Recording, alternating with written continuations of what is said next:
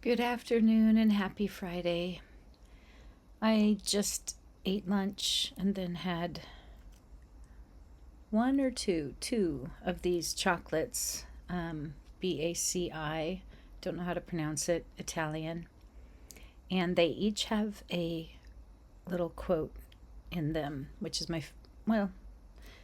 which is almost my favorite part. Probably my favorite part is the chocolate itself. Um, anyway, the quote that I got is the title of this video. We Were Together, I Forget the Rest, by Walt Whitman. And Nathan and I shared it with Nathan, put it up on the fridge, and just really love that quote. We were together, I forget the rest. It pretty much sums up everything in my experience with my husband. Is the parts that were the worst were not being together. When things got bad, when we were together, it was only because of the thought of not being together, or the trauma that had occurred because we had gotten to a point where there were days we were not together. And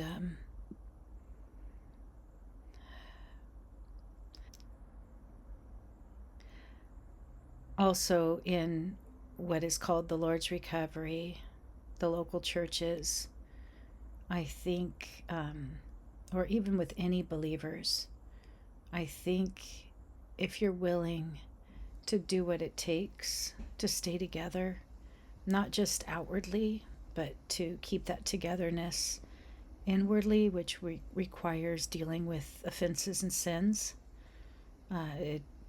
Same with being together with the Lord. There's no fellowship between light and darkness. So just taking care of anything that causes division and causes non-togetherness is the most important. And it's like you kind of forget the rest. I treasure every moment of being together with my nuclear family, and even with my family of origin. When I was a child, I appreciate so much any of the togetherness, and I have so much pain from any division, any apartness, any divide and conquer type instances where people were separated from one another within a family. And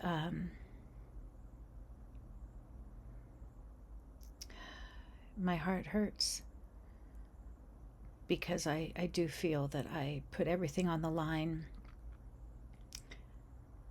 for there not to be anyone who separates me from my husband. It all came down to that. When I started reaching out, it was because I was being told that I have to leave my home or that we could no longer be together. When I reached out, it was because my husband was saying things like he wanted a female caregiver, but he wanted me to be at work teaching. That's not being together. I started reaching out when I was not being told, when my husband was in the hospital. And that continues to this day. And the pain is just awful.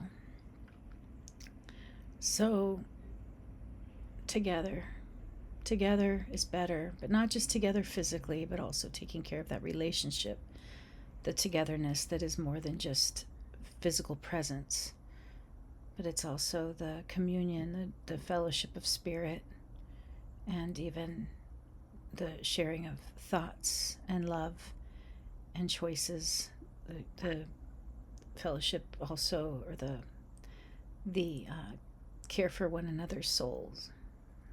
So I'm hurting a lot related to a current situation. mainly because my children and I are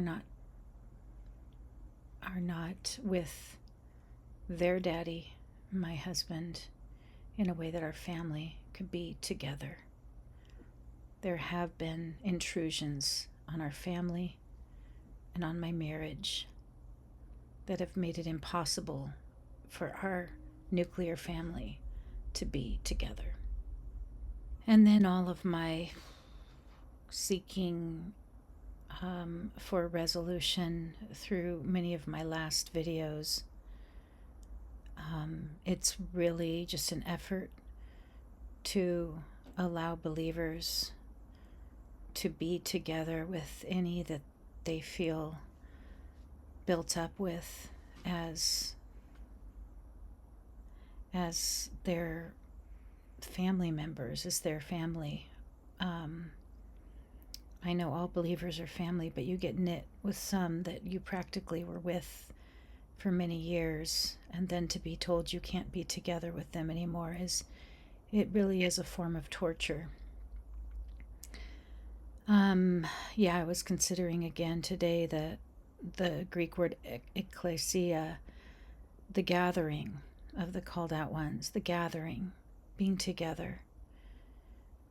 Being together is so precious, and we should never facilitate the estrangement within a nuclear family of any members from one from another, nor should we facilitate the estrangement of any believers from other believers with whom they have been built up. I believe together we can be perfected into the real oneness if there's just openness to be honest and to fellowship and to let the Lord in to each intricate part of our situations. So anyway, thank you to Walt Whitman for that very timely quote. We were together. I forget the rest.